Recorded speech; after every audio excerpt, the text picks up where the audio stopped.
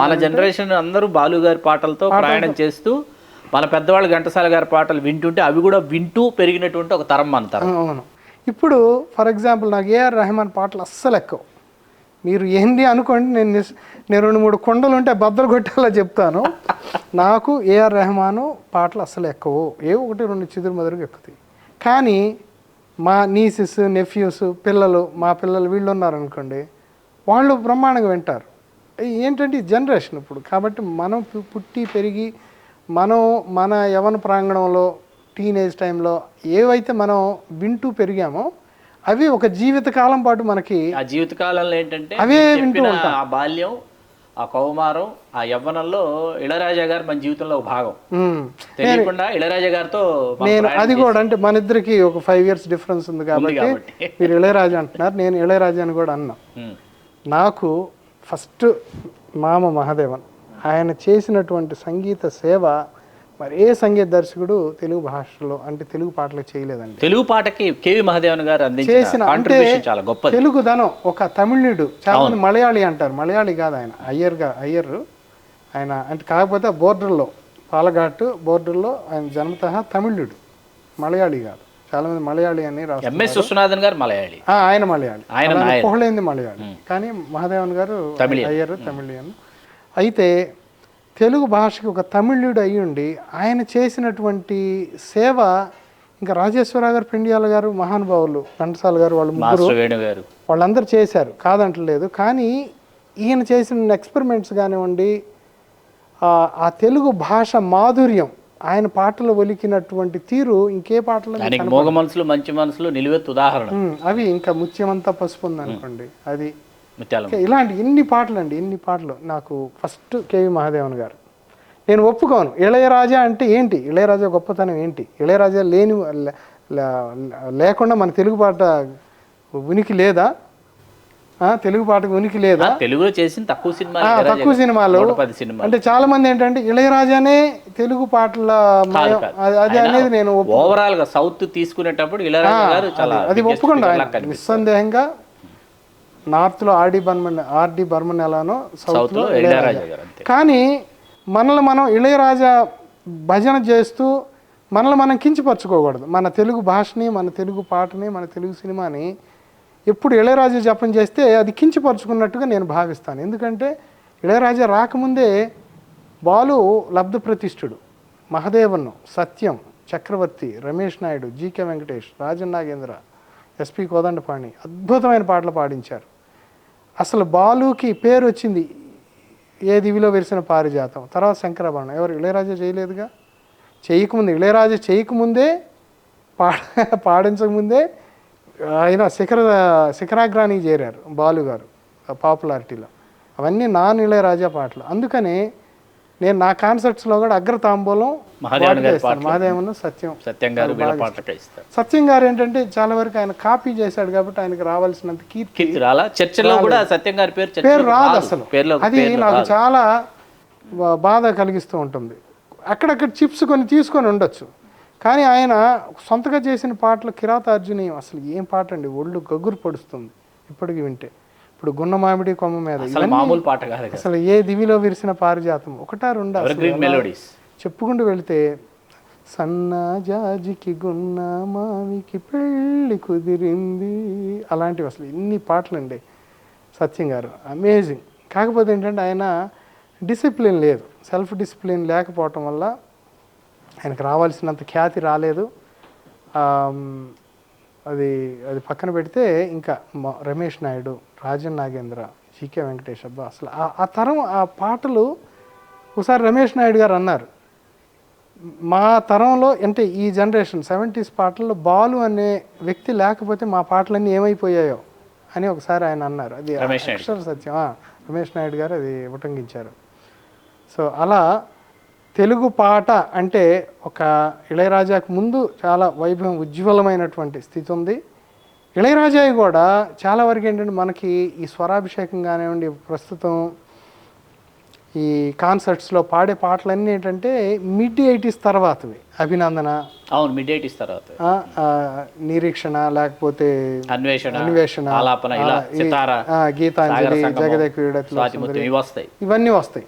కానీ ఇంతకు ముందు ఎర్ర గులాబీలు, మౌన గీతం, కొత్త జీవితాలు, చాలా అద్భుతమైన సినిమాలు చేశాడు. వయసు పిలిచింది, ఇవన్నీ. సో వాటిలో అవి ఇంకా నాకు బాగా ఇష్టం. ఇళయరాజా, ఇప్పుడు జానకి కలగనలేదు అలాంటివి, రాజ్ కుమార్. సో అలా నాకు చిన్నప్పటి నుంచి ఏంటంటే తెలుగు పాట, రేడియో అనేది ఆ రోజుల్లో మాకున్న ఒకే ఒక్క సాధనం పల్లెటూళ్ళలో రేడియోలో ఇప్పటికీ నాకు గుర్తండి.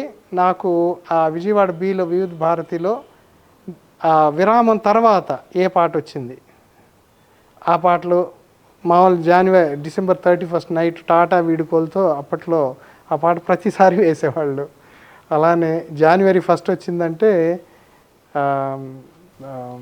చిరంజీవి హ్యాపీ న్యూ ఇయర్ వచ్చేది, ఆ పాట వేసేవాళ్ళు, మంచు పల్లకిల పాట. అలా అన్నీ ఒక మధురానుభూతులు అవన్నీ. చిన్నప్పుడు గుర్తుల కాలం నాటి స్వర్ణయుగం రోజులు. శ్రీనివాస్ గారు, మీరు చెమటా మ్యూజిక్ ప్రారంభించిన తర్వాత, చెమటా మ్యూజిక్తో ప్రాచుర్యం పొందిన తర్వాత, ఆ తర్వాత ఎస్పి బాలసుబ్రహ్మణ్యం గారితో మీ ప్రయాణం మొదలైంది. ఎక్కడ మొదలైంది, ఎలా మొదలైంది, ఎప్పుడు మొదలైంది? అది చాలా నిజంగా అది పూర్వజన్మ సుకృతం అండి. నేను అమెరికాకి మిడ్ 90sలో వెళ్ళినప్పుడు నేను ముందు పిహెచ్డికి అని వెళ్ళాను. తర్వాత పిహెచ్డి చాలా టైం పడుతుందని దాన్ని 1 సంవత్సరం పాటు ఎన్రోల్ అయ్యి, తర్వాత ఎంఎస్ ఇన్ కంప్యూటర్ సైన్స్కి నేను స్విచ్ అయ్యి, అప్పుడే లేట్ 90sలో అప్పుడే వస్తున్నాయి ఈ వెబ్సైట్, అప్పుడే స్టార్ట్ చేశారు 96, 97లో బాగా. చెమటా మ్యూజిక్ కాదు, ఈ వెబ్సైట్ అంటే ఫస్ట్ గాదిరాజు బాలాజీ అని బే ఏరియాలో, శాన్ ఫ్రాన్సిస్కో బే ఏరియాలో ఒక అతను వారం ఒక తెలుగు పాట, అంటే చూడండి, ఒక తెలుగు పాట వినటానికి వారం రోజులు వెయిట్ చేయాలి, ఎదురు చూడాల్సి వచ్చేది. ఆ అసలు టైటిలే 97లో వారం ఒక తెలుగు పాట, మహాప్రసాదం ఒక పాట పెట్టేవాడు అతను. ఏం చేసేవాళ్ళు, అప్పుడు మనం ఆడియో క్యాసెట్స్ ఉండేవి కదా, వాటి నుంచి MP3 సాంగ్ కన్వర్ట్ చేసి దాన్ని మళ్ళీ వెబ్సైట్లోకి అప్లోడ్ చేసుకొని, దాన్ని మళ్ళీ అప్పట్లో hosting, main band width problem చాలా వరకు ఏంటంటే, వాళ్ళు అకౌంట్ అప్పుడు $200-300 అయ్యేది పర్ మంత్ ఒక వెబ్సైట్లో హోస్ట్ చేయాలి అంటే. అయినా వాళ్ళు అది ఒక ప్యాషన్గా చేశారు బిగినింగ్లో, వెరీ బిగినింగ్లో. నాకన్నా ముందు కొంతమంది nalla.com అని ఒక వెబ్సైట్ ఉండేది, sitaram.com అని ఉండేది. సో ఇవన్నీ ఎన్నున్నా కూడా చాలా తక్కువ పాటలు, వాళ్ళ దగ్గర ఏదో క్యాసెట్ ఇండియా నుంచి తెచ్చుకున్న పాటలు కొన్ని అలా అప్లోడ్ చేసేవాళ్ళు. నాకేంటంటే 70s ఎప్పుడో మనం రేడియోలో విన్నటువంటి పాటలు నేను అన్నీ ఎప్పటికప్పుడు లిస్ట్ రాసుకుంటూ ఉండేవాడిని. సెలయేటి గలగల చిరుగాలి కిలకిల, అది తులసి అనే సినిమా, ఘంటసాల మ్యూజిక్ అది. ఇంకా అలాంటివి ఇప్పుడు ఒకసారి ఏంటంటే పాడి పంటలు సినిమా పాటల కోసం ట్రై చేస్తున్నాను. అది ఒక మాకేంటంటే ఆ పల్లెటూరు వాతావరణానికి చాలా దగ్గరుండి మా అంతర్భాగం. పాడి పంటలు అనే సినిమా ఉంటుంది, ఎందుకంటే అది మా ఊళ్ళో క్యారెక్టర్స్. ఇప్పుడు మా ఊళ్ళో చూస్తే ఆ సినిమాలో ఉన్న ప్రతి క్యారెక్టర్ మా ఊళ్ళోనే ఉందా, ప్రతి వాళ్ళు అలానే ఫీల్ అవుతారు. ఈవెన్ ఆయన రెడ్డి గారు, చంద్రశేఖర్ రెడ్డి గారు డైరెక్టర్, ఆయనే చెప్పాడు దీంట్లో సినిమా ఒప్కార్ నుంచి తీసుకున్నా కూడా స్టోరీ లైన్, ఆ డెవలప్మెంట్ మొత్తం, ఆ క్యారెక్టరైజేషను మొత్తం, పాత్రలన్నీ వాళ్ళ ఊళ్ళో, అక్కడ నెల్లూరు దగ్గర ఏదో ఊరు ఉంది, దాంట్లో అక్కడ మా ఊళ్ళో జనాలు చూసి ప్రేరణ పొందింది అని ఆయన ఒకసారి సందర్భంలో ఉటంకించాడు పి చంద్రశేఖర్ రెడ్డి గారు. అది నేను అలానే అనుకుంటాను, అది చూస్తే మా ఊళ్ళో క్యారెక్టర్స్ నాకు సజీవంగా నా కళ్ళ ముందు, సూర్యకాంతం గారి పాత్ర కానీ, నాగభూషణం గారి పాత్ర కానీ, ఛాయాదేవి కానివ్వండి, అల్లు రామలింగ గారి పాత్ర, నాగభూషణం మెయిన్, నాగభూషణం పాత్ర, నాగభూషణం కొడుకు మాడ, అంటే తండ్రి కొద్దిగా చొరకలేసే పాత్ర అది. అలా జయమాలిని పల్లెటూరు అమ్మాయి, విదేశాల నుంచి వచ్చే మామూలుగా మామూలుగా చంద్రమోహన్ కానీ వాళ్ళు తీసుకొచ్చిన అవి అలాంటివి, అంటే వాళ్ళు తీసుకొచ్చే ఇవి మామూలుగా టేప్ రికార్డర్ కానివ్వండి, ఆ డ్రెస్సెస్ లతా వేసుకునే డ్రెస్సులు కానివ్వండి, అలాంటివి. సో అవన్నీ ఏంటంటే సజీవంగా మన పల్లెటూళ్ళలో కనపడేవి. సో ఆ పాటలు ఇప్పుడు ఇరుసులేని బండి ఈశ్వరుని బండి చిరతలే లేనిది చిన్నోడి బండి, అది అది ఇంకా మన జన్మభూమి, అవి ఇంకా దీంట్లో ఇంకా సోగ్గాళ్ళు ఏడు కొండలవాడ వెంకటేశ ఒరయ్యో ఎంత పని చేశావు తిరుమలేశ. ఇవన్నీ ఏంటంటే మాకు, నేను ఆ గ్రామీణ నేపథ్యం నుంచి వచ్చాను కాబట్టి బాగా I'm so connected to all the songs and movies. ఒక్కసారి అమెరికా వచ్చిన తర్వాత use to feel nostalgic.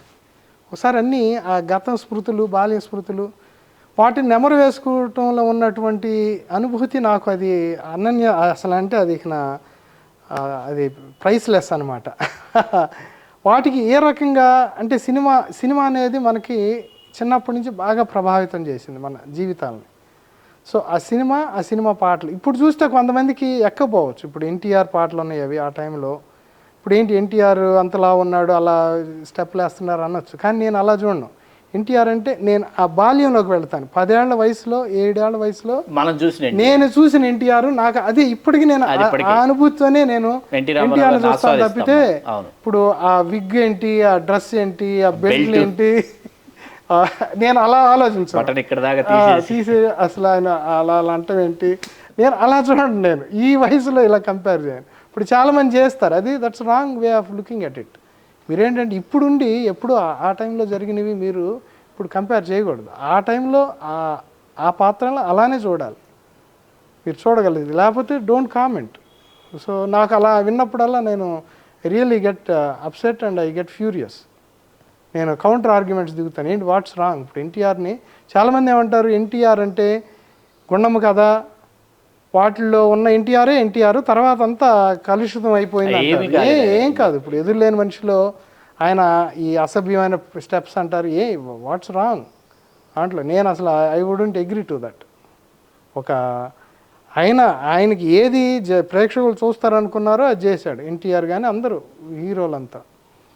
So అలా తెలుగు పాట, తెలుగు సినిమా నా జీవితంలో ఒక భాగం అయిపోయింది.